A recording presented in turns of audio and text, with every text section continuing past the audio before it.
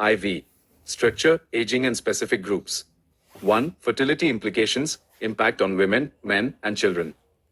Introduction. Fertility is not merely a biological event, it is a social determinant of life chances.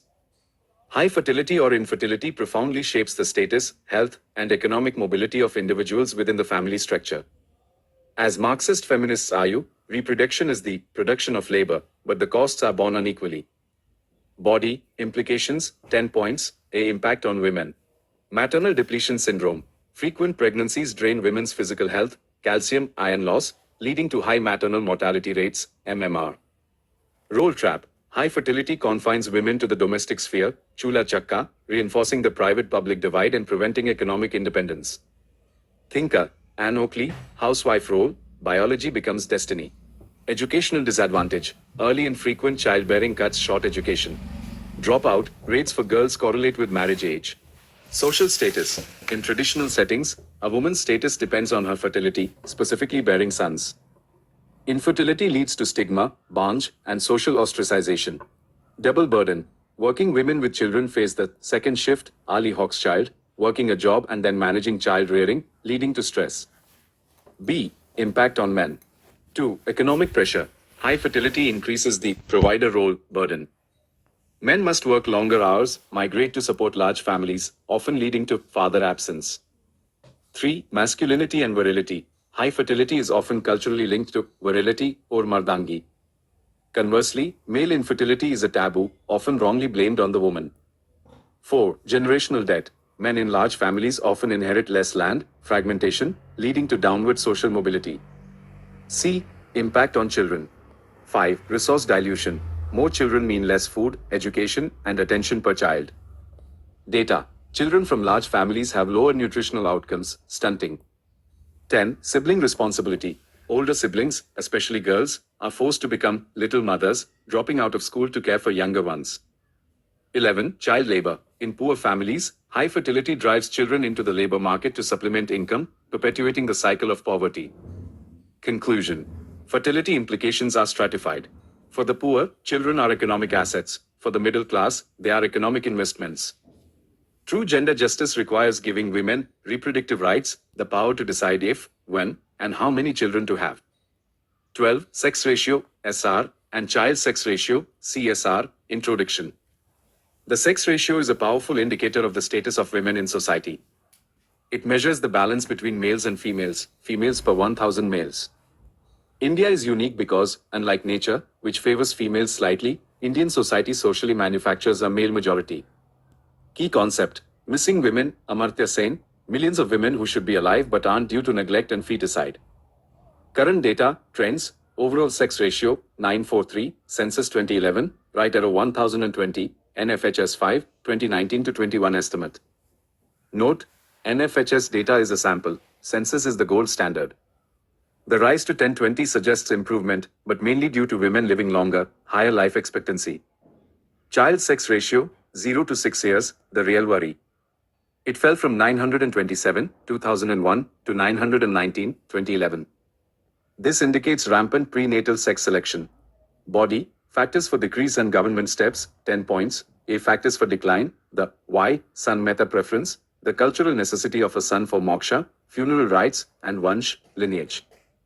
Dowry system. Daughters are seen as a paraya dhan, others' wealth, and a financial liability due to rising dowry costs. Technology, amniocentesis, the availability of ultrasound tech turned a traditional preference into a modern genocide.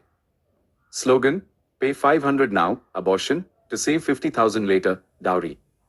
Patrilocal residence, daughters leave the house after marriage, sons stay and care for aging parents.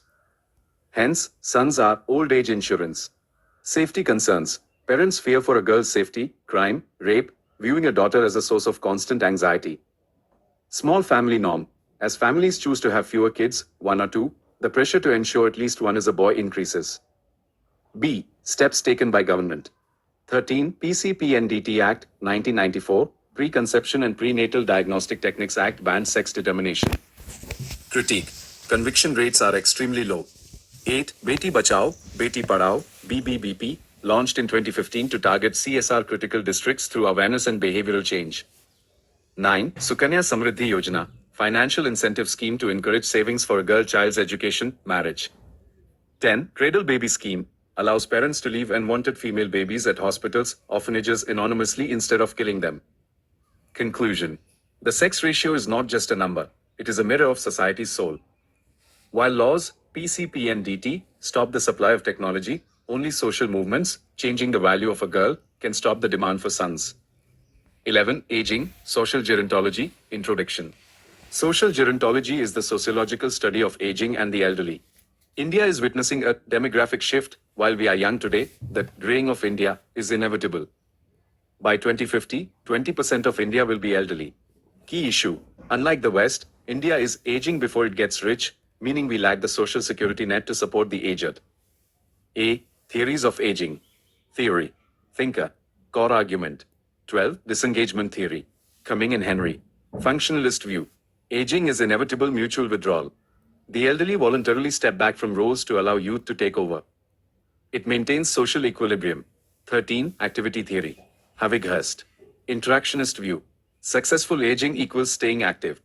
The elderly who keep up with roles, grandparenting, hobbies, are happier. Disengagement is not natural, it is forced by society. 14. Continuity theory. Robert Ashley. People don't drastically change.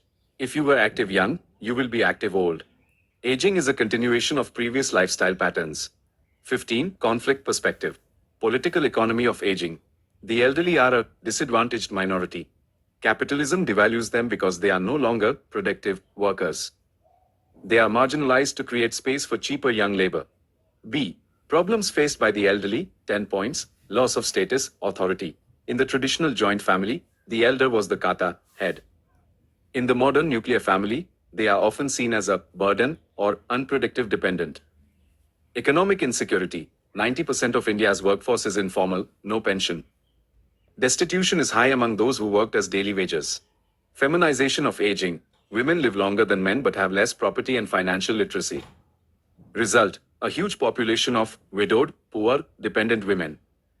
Health issues, the double burden, they suffer from communicable diseases, TB, and lifestyle diseases, diabetes, arthritis, simultaneously, with rising healthcare costs.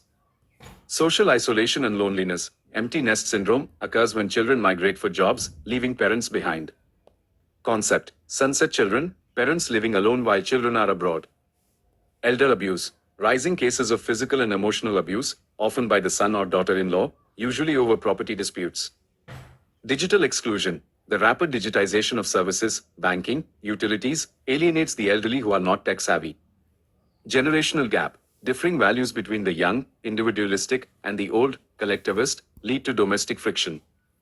Lack of geriatric care, India lacks specialized hospitals, trained caregivers, and affordable old age homes.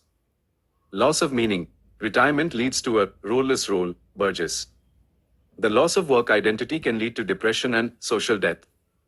Conclusion. Aging should not be viewed as a problem, but as a triumph of development, people living longer. The goal of social gerontology is to move from years to life to years, active aging.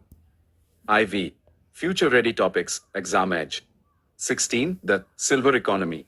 Concept. Looking at the elderly not as dependents but as consumers. Potential. A market for senior-friendly housing, tourism, assistive tech, hearing aids, and financial products.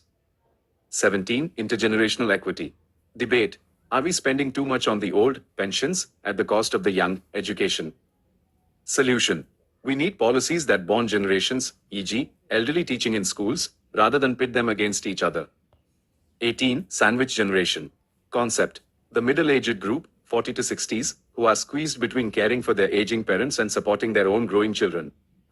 This causes immense stress, particularly for women. 19. Global comparison. Japan versus India. Japan became rich before it became old. India is becoming old before it becomes rich. This makes our aging crisis unique and more dangerous.